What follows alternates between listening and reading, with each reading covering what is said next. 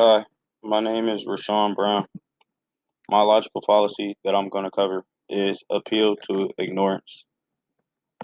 The picture is basically claiming both ways are correct. Definition. This logical fallacy is where someone argues why they're for or against something because there's no opposing evidence. The form used to represent this fallacy is X is true because you can't prove X is false. X is false because you can't prove X is true. The picture shown is a boy claiming he's smarter than the girl without any supporting evidence. And it's basically his opinion versus hers. So they'll just keep going back and forth. All right, the background and philosophy. This fallacy is based on belief that a statement must be true if it can't be proven, or false if it's unable to be proven true. People use this fallacy to manipulate others because there's often appeal to people's emotions. John Locke introduced this literacy in his essay concerning human understanding in 1690. Appeal to ignorance can also be known as argumentum ad ignorantium, or the argument from ignorance. One of the most famous cases of appeal of ignorance was the Joseph McCarthy hearings in the early 1950s. McCarthy accused many innocent people of being communists. In many cases, little to no real evidence was ever found. So it was basically just his word on what he believed.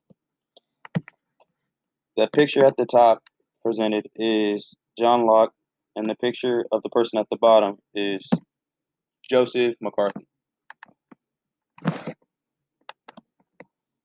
All right, examples of appeal to ignorance.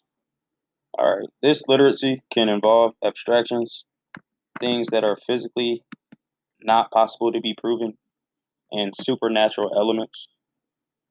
All right, the first example I have is the suspect is innocent because they have not been convicted.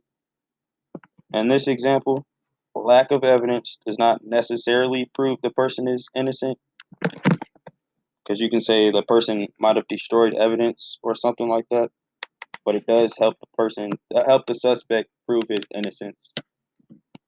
All right, another example I have is you aren't able to prove you're not guilty, so therefore you are guilty to me. You are not charged with the crime, so therefore you're innocent. You can't prove God exists, therefore he doesn't. You can't prove God doesn't exist, therefore he does. And the last example I have is there are no proven UFO sightings, so aliens don't exist.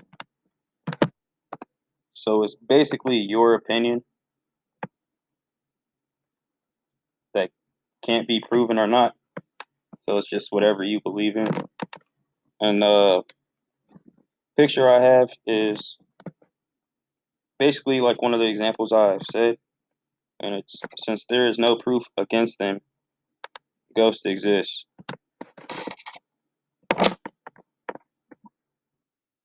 All right, this is how you can avoid appeal to ignorance.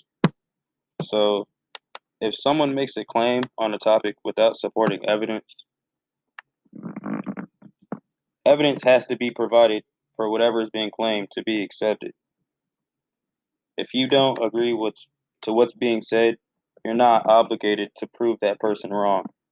So basically, if you're claiming something, make sure you have information to back up whatever you're stating, or you'll probably end up in an argument that won't be resolved. The picture represents what I stated on how to avoid appeal to ignorance, and it says use evidence. Well, it says evidence with a magnifying glass, and these are the sources that I